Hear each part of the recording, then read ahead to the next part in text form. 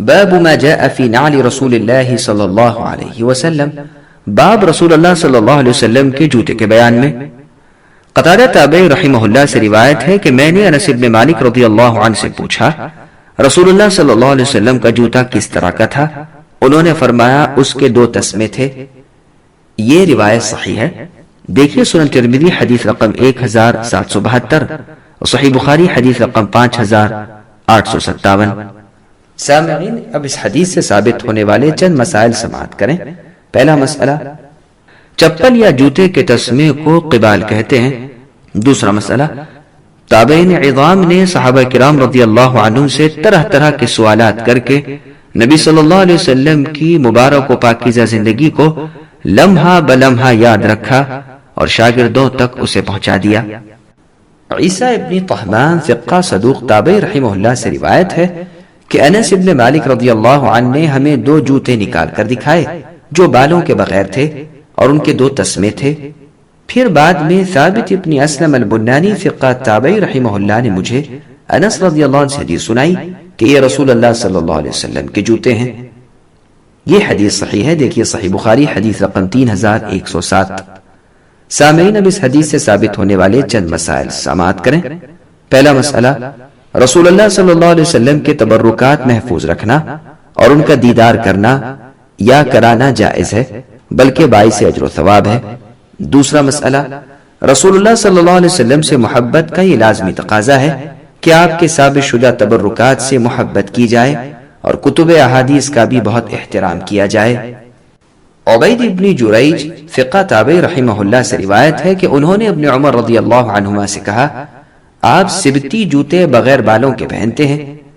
انہوں نے فرمایا میں نے رسول اللہ صلی اللہ علیہ وسلم کو ایسے جوتے جن کے بال نہیں ہوتے پہنتے اور ان میں وضو کرتے ہوئے دیکھا ہے، لہٰذا میں ایسے جوتے پہننا پسند کرتا ہوں۔ یہ حدیث صحیح ہے، دیکھیے صحیح بخاری حدیث رقم 166۔ سامعین، اب اس حدیث سے ثابت ہونے والے چند مسائل سماعت کریں۔ پہلا مسئلہ، ہر سوال کا جواب مضبوط اور معلوم دلیل سے دینا چاہیے۔ دوسرا مسئلہ، ہر وقت اتباع سنت میں مصروف رہنا چاہیے۔ تیسرا مسئلہ، سیدنا ابن عمر رضی اللہ عنہما اتباع سنت میں سبقت لے جانے والے اور نبی صلی اللہ علیہ وسلم کے ہر عمل سے محبت کرنے والے تھے۔ چوتھا مسئلہ، جس مسئلے کا علم نہ ہو تو اہل علم سے پوچھ لینا چاہیے۔ پانچواں مسئلہ، صحیح حدیث بھی شرعی حجت ہے۔ چھٹا مسئلہ، تدوین حدیث اور کتب احادیث لکھنے کا آغاز امام بخاری اور مسلم سے بہت پہلے ہو چکا تھا، لہٰذا منکرین حدیث کا یہ دعویٰ کہ احادیث 200-250 سال کے بعد لکھی گئی باطل و مردود ہے۔ ابو ہریرہ رضی اللہ عنہ سے روایت ہے کہ رسول اللہ صلی اللہ علیہ وسلم کے جوتے کے 2 تسمے تھے۔ ابو ہریرہ رضی اللہ عنہ سے روایت ہے کہ رسول اللہ صلی اللہ علیہ وسلم نے فرمایا تم میں سے کوئی شخص بھی ایک جوتے میں نہ چلے، یا تو دونوں پاؤں میں جوتے پہنے یا دونوں پاؤں ننگے رکھے۔ یہ حدیث صحیح ہے، دیکھیے سنن ترمذی حدیث رقم 1774 اور صحیح بخاری حدیث رقم 5855۔ سامعین، اب اس حدیث سے ثابت ہونے والے چند مسائل سماعت کریں۔ پہلا مسئلہ، اسلام دین فطرت ہے اور اس میں ہر مسئلے کا حل موجود ہے، چاہے بڑا مسئلہ ہو یا چھوٹا، اور اس حل میں لوگوں کے لیے خیر خواہی ہے۔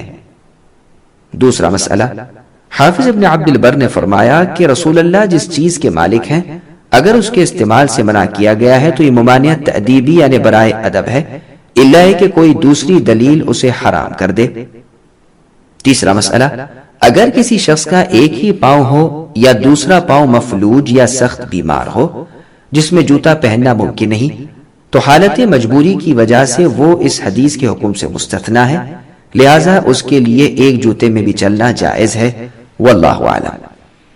چوتھا مسئلہ، ننگے پاؤں چلنا جائز ہے۔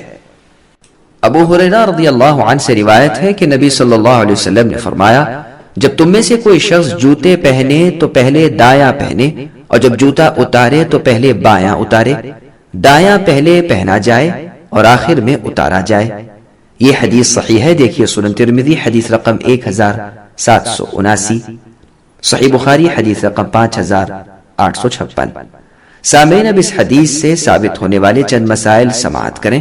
پہلا مسئلہ، اعمال صالحہ میں دائیں طرف کو بائیں طرف پر فضیلت حاصل ہے۔ دوسرا مسئلہ، استنجا یعنی پیشاب، پاخانہ، منی وغیرہ دھونے جیسے امور مخصوصہ کے علاوہ ہر کام دائیں طرف سے شروع کرنا مستحب ہے۔ تیسرا مسئلہ، ام المؤمنین عائشہ رضی اللہ عنہا سے روایت ہے کہ نبی صلی اللہ علیہ وسلم وضو کرنے، کنگھی کرنے اور جوتے پہننے میں دائیں طرف سے شروع کرنا پسند کرتے تھے۔ دیکھیے صحیح بخاری حدیث رقم 5854۔ بلکہ ایک روایت میں آیا ہے کہ رسول اللہ ہر معاملے میں دائیں طرف سے شروع کرنا پسند کرتے تھے۔ دیکھیے صحیح مسلم حدیث رقم 617۔ حدیث میں مذکور جوتا پہننے اور اتارنے کا طریقہ سنن مہجورہ میں سے ہے، یعنی سلسلے میں بہت زیادہ کوتاہی برتی جاتی ہے، بلکہ لوگوں کی اکثریت ایسی ہے کہ انہیں اس کا علم ہی نہیں ہے، لہٰذا اس پر نہ صرف خود عمل پیرا ہو جائے بلکہ دوسروں کو بھی دعوت عمل دی جائے۔ چوتھا مسئلہ، بعض بریلویہ و صوفیہ کی طرف سے ایک جوتے کا عکس پیش کیا جاتا ہے اور یہ دعویٰ کیا جاتا ہے کہ رسول اللہ صلی اللہ علیہ وسلم کے جوتے کا عکس ہے، حالانکہ اس دعوے کا کوئی صحیح ثبوت موجود نہیں ہے۔ ام المؤمنین عائشہ رضی اللہ عنہا سے روایت ہے کہ رسول اللہ صلی اللہ علیہ وسلم کنگھی کرنے، جوتا پہننے اور وضو کرنے میں حتی المقدور دائیں طرف سے شروع کرنا پسند کرتے تھے۔ یہ حدیث صحیح ہے۔ سبسکرائب کیجئے ہمارے چینل اور دبائیے بیل کا آئیکن تاکہ آپ کو ریگولر نوٹیفیکیشن اپڈیٹس مل سکے۔